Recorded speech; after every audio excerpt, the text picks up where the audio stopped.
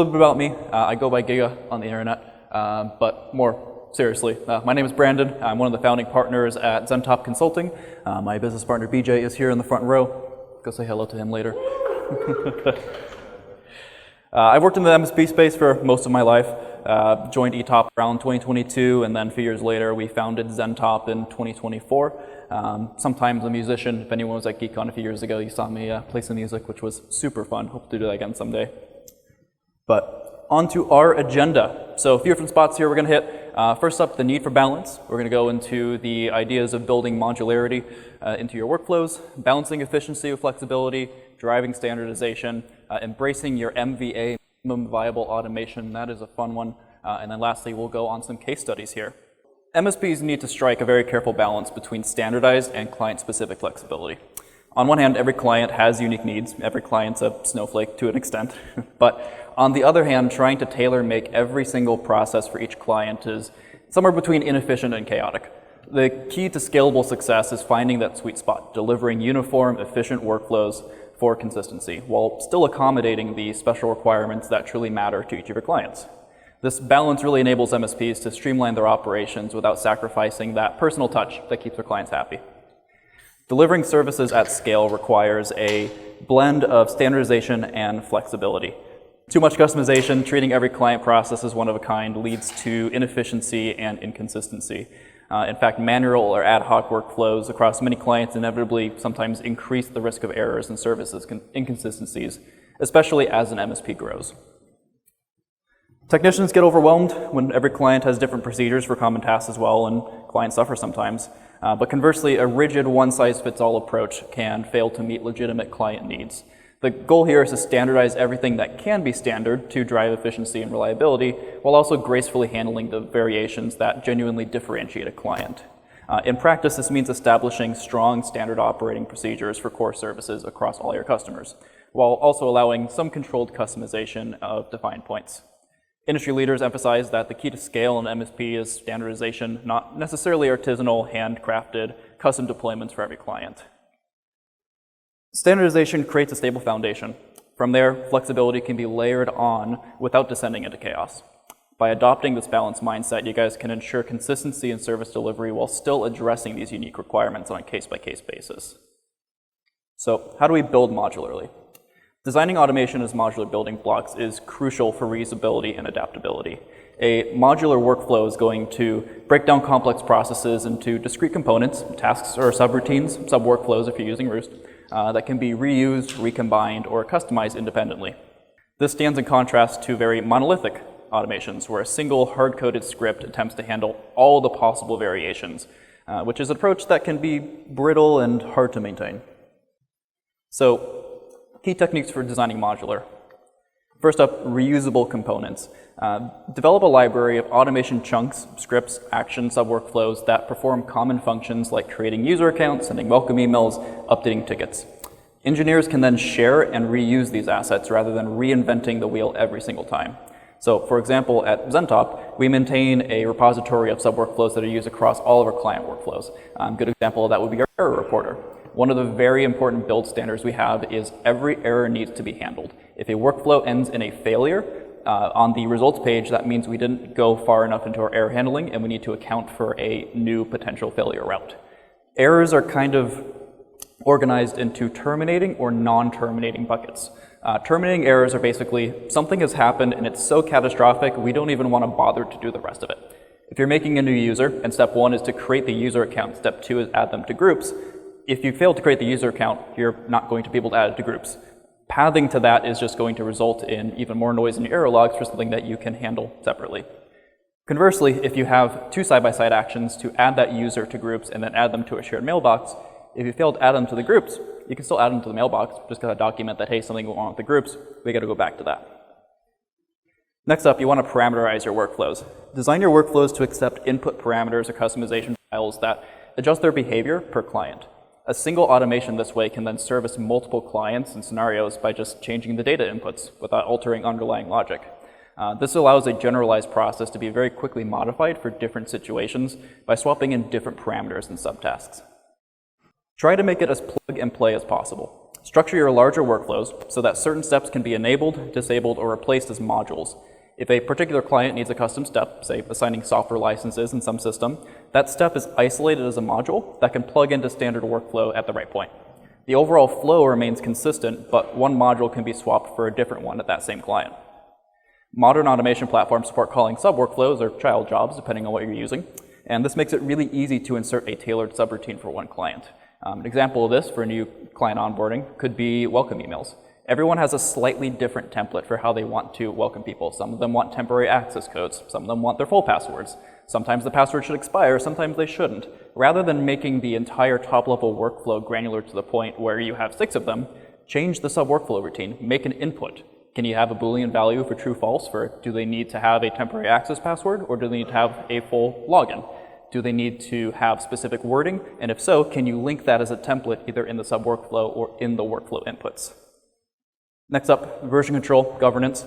Treat your automation components like code. Use version control to maintain a single source of truth for each module. If you're programming in normal languages like PowerShell, Python, GitHub is something that's very important to learn, which is just Git, but on the internet. If you're using Roost, they have a version control system where you can put in notes as far as the title of what you change, and then a detailed description. What Aaron showed off this morning for their AI modules is going to be super cool for that. It's already kind of there with the RoboRoosty we have right now, but the AO documentation is super cool. But make sure you actually put something useful in the version control. Raise your hand if most of your commits in the platform are just changed on date time. Yeah. It's great until you need to go back and change something and you don't know which one it is, and then you have to click every single patch to see which one changed. So by adopting these component-based automations, you can really do more with less effort.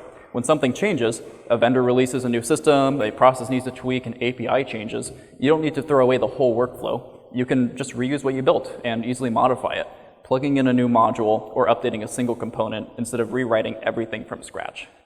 It's not just saves your engineering time, but it also reduces errors since most of the workflow remains tested and unchanged. So in short, modularity enhances the reusability of your workflows, accelerates your automation development, and provides the flexibility to evolve your processes over time without starting from scratch. So how do MSPs still deliver efficient, standardized workflows while still meeting your diverse client needs? The answer is to architect your workflows with a core standard, edge custom paradigm. In practice, we follow an 80-20 rule for process design. Standardize 80% of the workflow that's common across all of your clients, and then allow the last 20% or so to be customized for your client's specific needs. You get high efficiency and relevance from that 80% that is uniform, and then the relevance for your clients out of that last 20% that is tailored. Some strategies. First up, establish core standard services. Define these core processes that every single client gets without exception. These are based on industry best practices, your MSP's expertise, and your internal SOPs. So, for example, you might standardize the onboarding process, security patching, backup policies, checking logs. Enforcing common processes ensures quality and consistency. It's a lot easier to scale and maintain that.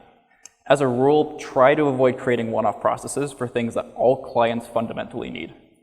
At our MSP, something that BJ coined and I've brought up before is the term, everyone gets the same thing and you're not special, which sounds rude at first, but everyone gets that same well-honed baseline service is a better way to put it.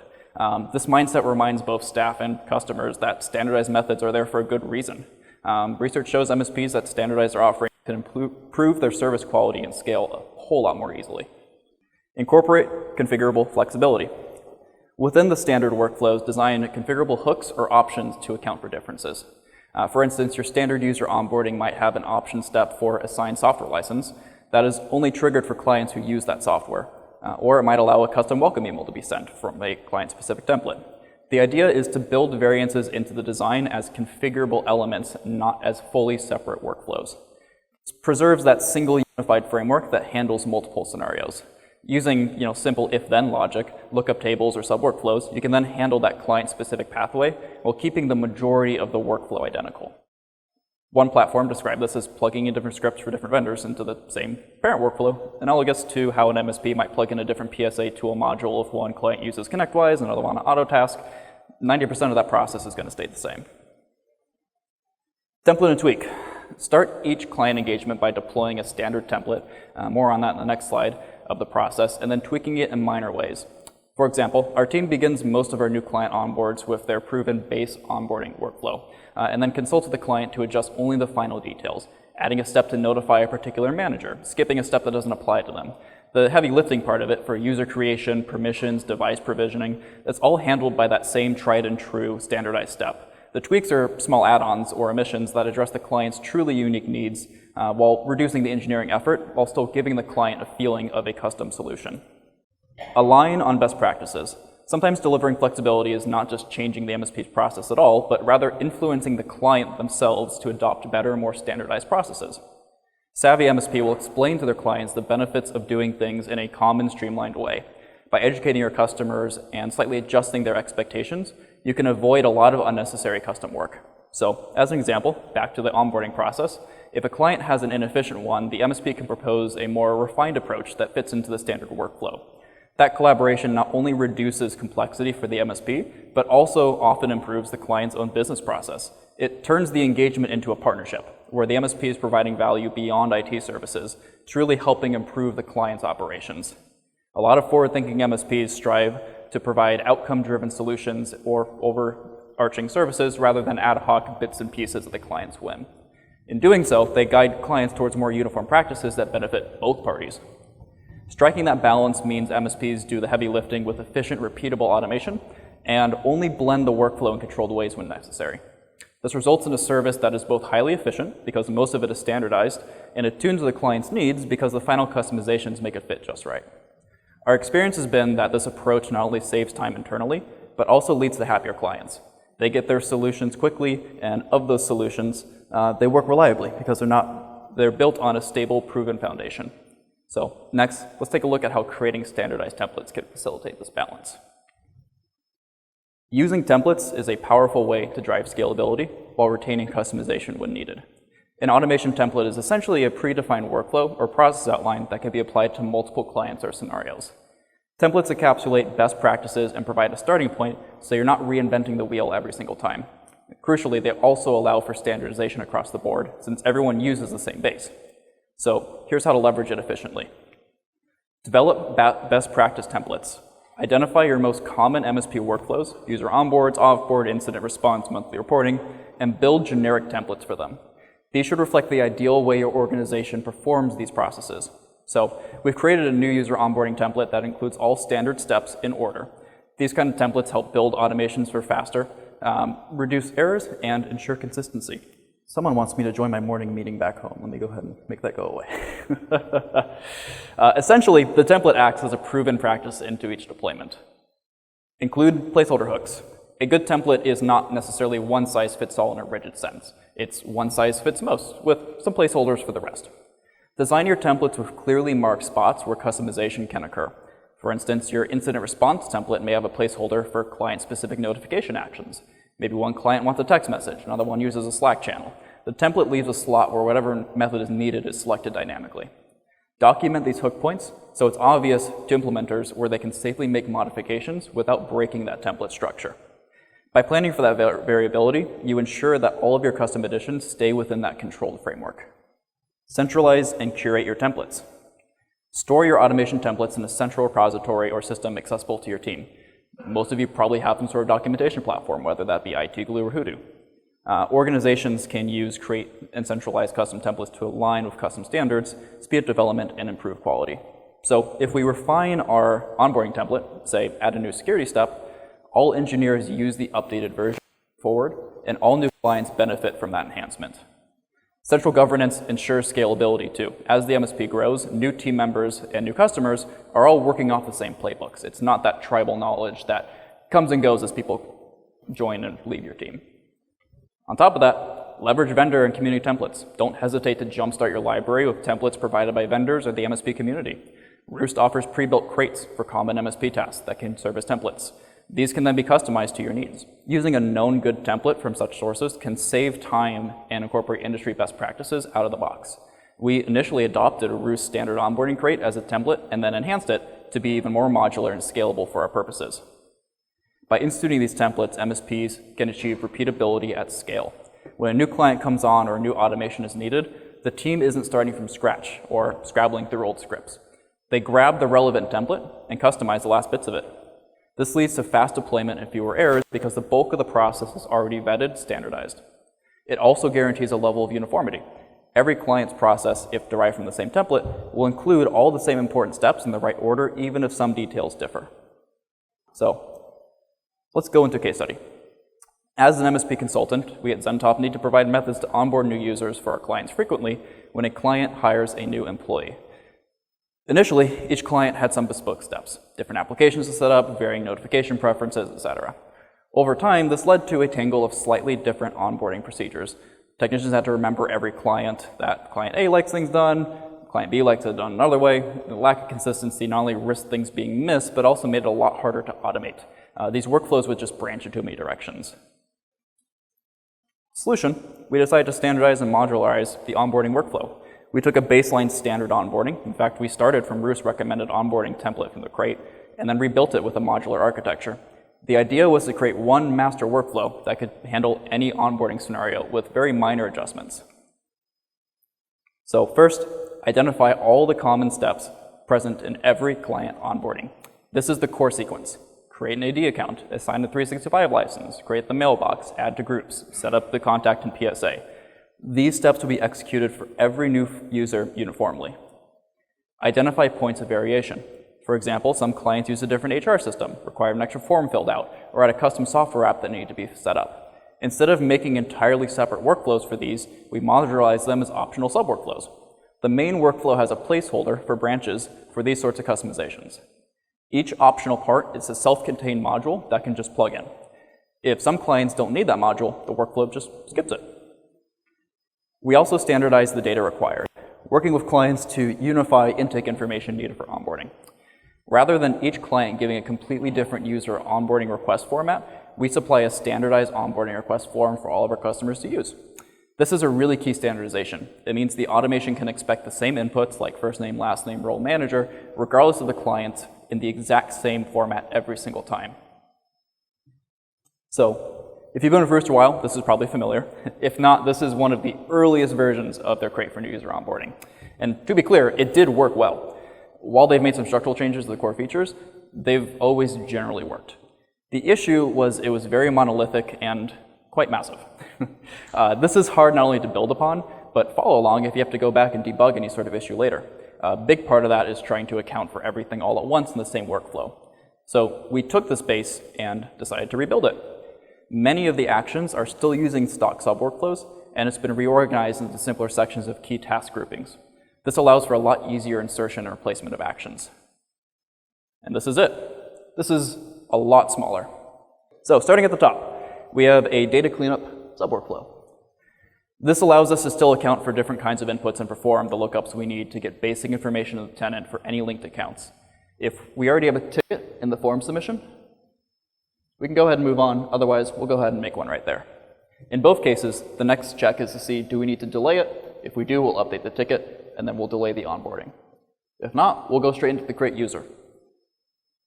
This is the 80%. When you make that new user, even if you have specific processes for what groups they need, what needs to be notified, and other customizations, you still follow the same steps to create an AD user and invoke AD sync. You still make the same graph command to create the user if it's a full entry tenant. After that, we have the post-onboarding tasks. Each one of them runs synchronously. Not only that, but they can also continue if one of them has an issue. If you successfully create a user, but then the last step to email their manager fails, do you throw away the whole execution and remake the user? No, you keep the work you've done so far and then follow up. This ensures that workflow can continue to perform the same remaining steps and document that, hey, there's an issue here. We should let someone know about it. Lastly, we go to our validation log, check, and error reporter action. This is on every single workflow we develop. For each action we have, and its actions inside of it, if it's a sub-workflow, there is a context variable called logs. It's just an array that gets appended to. If the action is successful, it adds an entry with the name of the task and a success flag of true. If not, it logs the name, sets that success flag to false, and then saves the API's response in a data log. If we have any action in the log that shows false on success, we can filter for these and then take action, like creating a ticket on our automation help desk, or linking the results in a note. With this consistent structure, we can then reuse the same error reporter format on every single workflow. Diving a little bit deeper still, here's our sub-workflow that actually creates the user. I love the structure of this. I call it my chandelier workflow. We have a few decision points, though, as you can see. It depends on the input, but the core structure is generate a password if you haven't already provided one, check if the org is AD synced, and then create the user either on-prem with sync or directly on Entra, depending on that result. Then license the user. Now here's where we split into two error types, terminating and non-terminating. If we fail to create the user and assign this license, we can be certain that the rest of the actions will fail too. We can't assign groups to a user that doesn't exist, and you can't apply mailbox policies to a mailbox that never provisions because there was never an exchange license. In this case, we fork off to the side and bypass everything in the post-licensing section.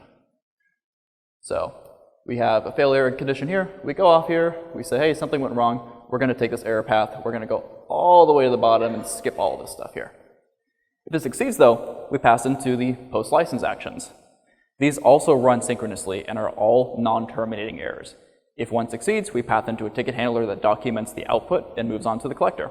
If it fails, it goes straight to the collector, and then we can add a note containing details of the issue it had along the way. So in practice, it's kind of hard to see, but this is going to check to say, do we need to do anything to change a group addition or a mail-enabled group or a shared mailbox? If we don't, and there's no input on it, we just skip the action entirely. We go straight down to the collector. If we do, then we run the graph command, but we have two paths. We have the success and we have the fail.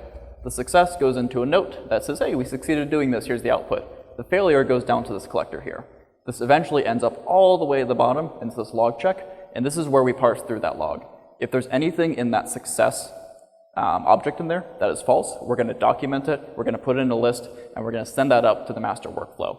This does two things. In the ticket note that's running in the customer's environment, it says, hey, here's all the things that worked, here's the handful of things that didn't. Go ahead and go back. You may need to manually finish adding a license for the exchange mailbox, assigning the permissions. Here's specifically what you need to do. And then also at the same time, it makes a help desk ticket. For us, it goes on our automation board. If you're running a ROC internally, that would go on, ideally, your own separate automation board, just like you would for a NOC board. So some results. With this modular one-template-fits-all design, we found that about 80 and 90% of the onboarding workflow is identical for every client. Of the last 10 to 20% that are client-specific, they either run or not run based on that configuration. When a new client comes on board, we don't create a new workflow. We configure the existing ones for that client's specific needs by toggling the relevant modules. It's much faster, much more reliable. Tasks that used to require a manual effort for each client are now automated in the standard workflow.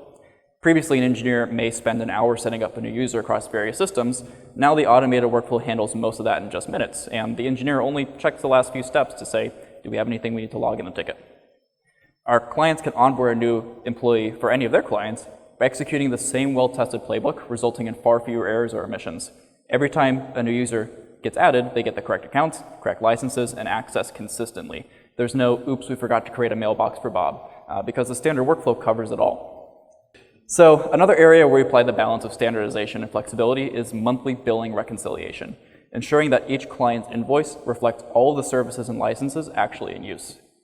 Billing can be notoriously complex if a client has different contract terms or tracking methods. So here's how we tackled it. We discovered that many of our clients had slightly different workflows and different agreement structures for each of their managed services. Some billed per user, some billed per device, some had bundles included in certain software, others had custom executions.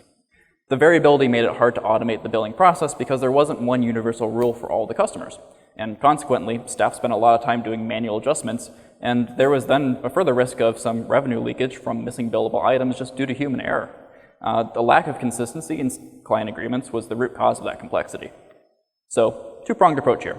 First up, standardize what good looks like for your client agreements moving forward, and implement the automation in phases to handle the standardized elements first. So, at the MSP, we analyzed existing agreements to define the standard billing model. After that, we went ahead and moved on to automating the licensing billing. So, for example, we concluded that a per-user pricing model with add-ons for servers and special services would be the simplest to manage across the board, and then started steering new clients into that new model.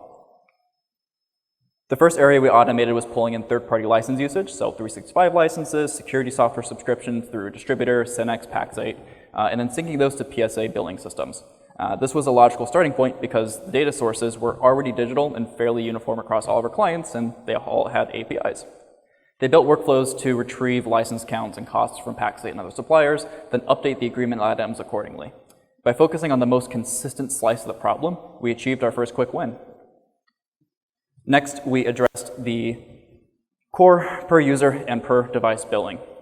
We integrated systems like Active Directory, Entra, and RMM tools to fetch the number of active users, workstations, and servers for each client. This stage had a little bit more complexity. Some clients still had legacy flat fee contracts, didn't want to bill by user, but even for those, we can still use automation to flag discrepancies. So if a client has 50 employees, but they're only paying for 45, an actionable insight may be at renewal for their Microsoft license to decrease that. For the majority on the standard plans, this automation ensured billing was always in sync with actual usage. And then lastly, handle your exceptions. In the final phase, we have other billable elements that varied by clients, such as one-off projects, specialized services. We created a standardized template for common project types, so even those could be tracked and billed in a uniform way. So results out of that, again, some automation is better than none. Your accuracy is going to improve overall. Scalable workflow is going to absorb that workload, and ultimately your clients are going to benefit from that by having more communication from you on what they're being billed for. Throughout these use cases, one message should be clear. Standardization is the bedrock of efficient, high-quality MSP operations. The more you can standardize your processes and offerings, the more easily you can scale, automate, and manage them. Lack of standardization is a chief culprit behind complexity in the MSP business. If every technician handles things a little bit differently or every client has a custom setup, the MSP's internal organizations and operations become very complex to manage, leading to mistakes, inefficiencies, and burnout. When all clients receive the same service, the same fundamental workflows, technicians always know what to do, and your tools can be optimized for the flow. From a business standpoint, standardization is key to doing more of less. By performing these tasks in a consistent way, you can optimize the way to be extremely efficient and then repeat it 100 times over. As previously mentioned, getting clients to buy into these standardized processes is important too. They can be approached by highlighting how it benefits them. Improved response times, fewer mistakes, better security, and etc. So, as a Florida man says, you can't automate a process that doesn't exist. Last thing to touch on here really quick, I'm just about at the end of my time here. A very critical lesson is don't let perfect be the enemy of good when automating. We use the term minimum viable automation to describe the smallest, simplest automation that delivers value. Some automation now is better than full automation never. Early wins build momentum for your team, and automation in early stages provides quick feedback. Don't let perfect be the enemy of good. So how do you do that? You identify your quick wins, you limit your scope, you deploy and monitor, which is really important. Even if you deploy a workflow that's partially complete, you're still saving time, but you're also getting actionable insights from the people who are running it for things you may have missed your initial process definition, which comes from that gathering of feedback. Lastly, celebrate and communicate your wins. You want buy-in for these automations from all areas of the company, from the technicians to the administrative to the finance. Everyone needs to know what's happening. And the more you celebrate of, hey, we just saved so-and-so 5 minutes of time a day, the more people are going to bring to your plate or your Rock's plate for, I have an idea. Something might be good here to change. So before I get kicked off stage, I want to say thank you. If you want the slides from today, I realize I went kind of fast for time. Go ahead and scan that QR code. This will take you to a PDF download of each of the slides and some contact information for us. And I have 30 seconds left, so we are right on schedule, George.